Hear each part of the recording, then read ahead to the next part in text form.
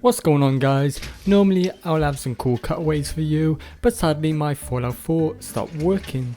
Long story short, Steam updated the game, mods kinda stopped working, so I gotta wait a couple of days for the mods to update and work again with Fallout. But I thought you probably wanted to see this build video now because it's been a while, because I've been moving house and decorating and kinda getting my stuff together. And also I've been working. That's why my voice sounds like crap, is because I literally just been on location shooting and work for like 7 hours. So yeah, my voice kind of sounds shitty in this video, so I apologize for that. But well, let's get to the build. So let's get to it. So the building stuff, the stuff you're all here to see. So the first thing we needed to sort out was fencing off the actual arena to keep obviously the crazy ass guys inside away from the lovely customers outside. So of course, like anything, we started with a fence, mixing it up as we go along, and the first corner just didn't line up right, so I just chucked in a junk fence to save myself some time, and it kind of mixes up a little bit, adds a little bit of character to it. And I also chucked a little railing on top, and then I continued with the fence. Once I got to the large broken part of the wall, I added a junk gate. This is going to be where all the new beasts are going to be brought into the arena, as trying to get a death claw through the main gate itself and then down the corridor might be a bit of a hard task. Then moving on, I added some more fencing before coming to this doorway. I needed a way to allow the gladiators to come out, but also have a way for kind of customers and guards to walk around the outside of the fence. And I came across these box carts, which were perfect for the job. They had openings on either end that made it into a tunnel, but it also had doorways that I could snap the doors to, so I can open and close them, allowing guards and customers to walk around the outside. For the doorway itself, I used this powered door, as it looked pretty sturdy, but also it had concrete around the outside that blended in pretty well with the rest of the castle. And for the other side of the tunnel, I just simply used a junk fence doorway and a jail door for the actual door, as this is going to be where the gladiators come out into the arena. I continued with the fencing around the outside, making sure I deleted anything that I didn't like or was just getting in the way. I dropped in another box cart at the other doorway. This is going to be where the beasts are going to be coming from. To mix it up a little bit, I added a box car door on the one side, and on the other side I used a fence gate, making sure I blocked the top bit just to add a little bit of character, mix it up and make it look more like a junky kind of apocalyptic place rather than just a perfect kind of made, which it just doesn't work in this universe and this world for me. This is the way I kind of build, and a lot of you already know that, so I'm gonna stop talking and actually move on with the building bit. And talking about moving on, I ended up wrapping up the main fence around the outside. I had a little bit of a gap, and I just simply used a junk fence and some fence posts just to blend it in with the wall. The fence and the two tunnels were looking pretty good already, but I actually wanted to add another fence for extra protection and to space them out properly and add some more kind of stable support to it. I used scaffolding, which I placed all around the fencing, and once that was done, I began adding the fencing to the inner layer. Then once I got to the big junk gate on the side, I simply added a fence gate, making sure I blocked any of the gaps underneath. And the second layer of fencing is complete, but you might notice there's a lot of gaps and broken bits in the fence. And if you've already watched my stuff and you know me, I like to keep them quite realistic, so these will clearly be areas where the beasts and the enemies can escape. So to deal with that, we just simply block them up. And to do this, I use all sorts of things like fences, wooden boards, even some wooden walls and metal walls and some roofing and just all sorts of things just to keep it real, give it character, mix it up a little bit, just bring it alive and make it look like a real kind of arena in the apocalypse. So I took a step back, looked at what I did, and to be honest, that looks like a pretty stable and sturdy fence for an arena. Especially when you think this is the apocalypse, so we're not going to have like big steel, concrete, reinforced, massive fences, because we use what we got.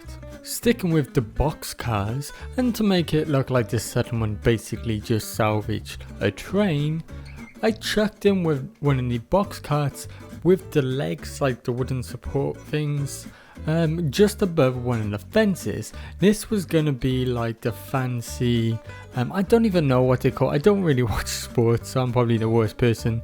But you have the kind of box seating area for the rich people. This is basically going to be it. As this viewing area is basically in a danger zone, I had to make sure there was enough protection. So first I added a door that could obviously be opened and closed, and then I used the factory windows to add an outer layer so they can open and close the doorway to obviously view out, and if anything's going wrong they can just quickly shut it. But also there's a window there so they can see out of, and it adds a little bit of protection. I added a few boards just to blend in the walls a little bit to the boxcar, and then I added a little roof with some support beams just to obviously give it a better viewing experience for the pretty good paying customers. I laid down a log and a little fence inside, which I would say is probably for protection, but really it was just to cover up that gap. The support beams from the roof outside cannot just look too forced and too perfect, so I shrunk them down a little bit and angled them slightly just to give them more character and make it look more realistic within this world. I was pretty happy with this little viewing room, so I added another, making sure I made a pathway and a ramp out that I will connect later on. When I was doing the path out, I found these cool scaffolding floors that basically worked perfectly for a guard walkway all the way around the arena. I made sure I threw down some boards in the corners and in the gaps just to blend it all out nicely. And of course I made sure I added some steps and some ramps going over the tunnels so the guards can freely move around the whole arena. As the walkway probably wasn't the safest thing in the world, and there's a lot of wood sticking out and it's all over the place and uneven, guards will probably end up tripping from time to time. So to save them from actually falling in the arena, I simply just added a fence all the way around, making sure I weren't using the same fence over and over again and repeating it, just to kind of mix up, add character to it and make it look obviously more realistic, which is the main thing. You're gonna hear me repeating this all the time, but that's kind of just the style I like to do, is I like to make it more realistic rather than going big over the top and just adding loads of stuff.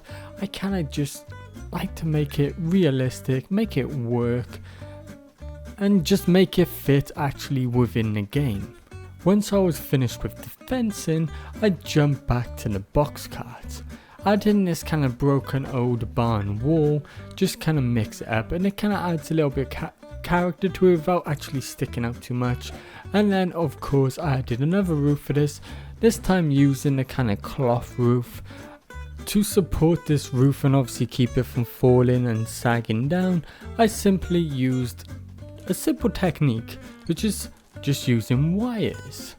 If you watched my red rocket build, you would have seen me use this technique before when I levitated kind of one of the cars off the ground, or should I say I kind of lifted one of the cars off the ground with wires.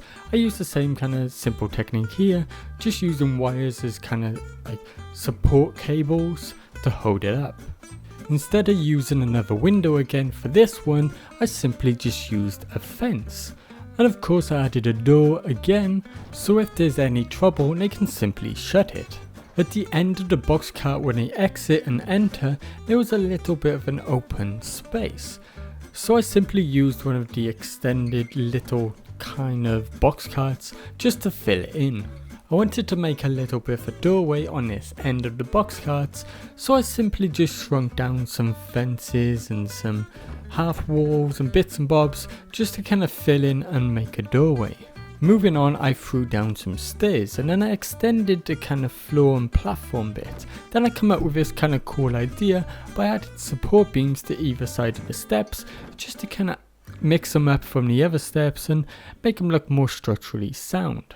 An object I noticed a lot of people kind of overlook and don't use, which has many purposes, is the wiring. For example, here I simply added wiring across the sides and added a double layer, and this was basically to represent an electric fence, which I believe works pretty well and it looks quite realistic. Because of the rubble from the castle, the fence kind of sinks into the ground over here, and obviously would be an easy escape route for anybody within the arena.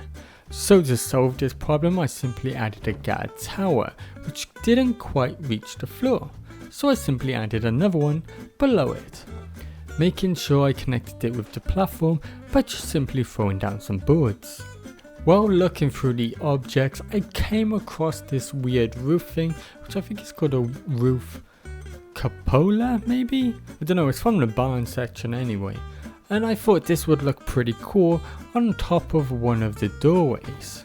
Speaking about doorways, I didn't actually add one for when the beasts come out.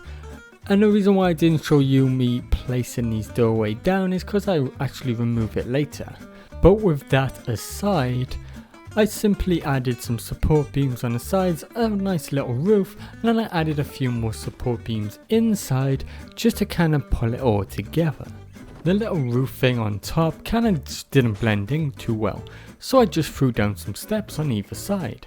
Then I got rid of them doors because they just didn't fit the build. Then I come up with the idea of using a bridge, as I needed a large doorway and this was where the beasts were going to come out anyway, so I wanted something that looked pretty cool, so I just dropped a bridge in. And remember guys, if you're new to this series, I place all the mods and links in the description. I play on PC, so I cannot guarantee they have them on the consoles, so I'm not too sure what they have. And I have to say there has been some problems where I've actually checked on the mods recently and some of them actually been taken down. I either think that's because they're being updated, or maybe because obviously a lot of the console modders are kind of stealing other people's mods, so that could obviously be the problem as well. But moving on, the bridge was sinking into the ground, so I simply lifted it up. It was still going into the ground a little bit, but I didn't want to raise it any higher, so I simply added some steps to the front and then added 2 walls on either side just to stop you from actually seeing it go into the ground. And I gotta say, it looks pretty good, well at least way better than that other doorway, especially for this settlement build.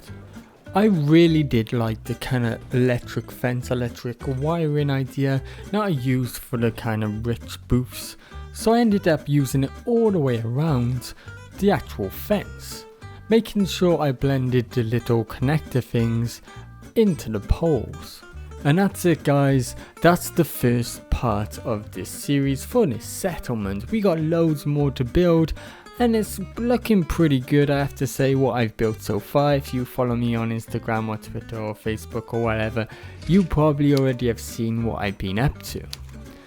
But for now, that's it. So thanks for watching guys. Remember, like if you liked the video, subscribe if you haven't already, and thanks for watching.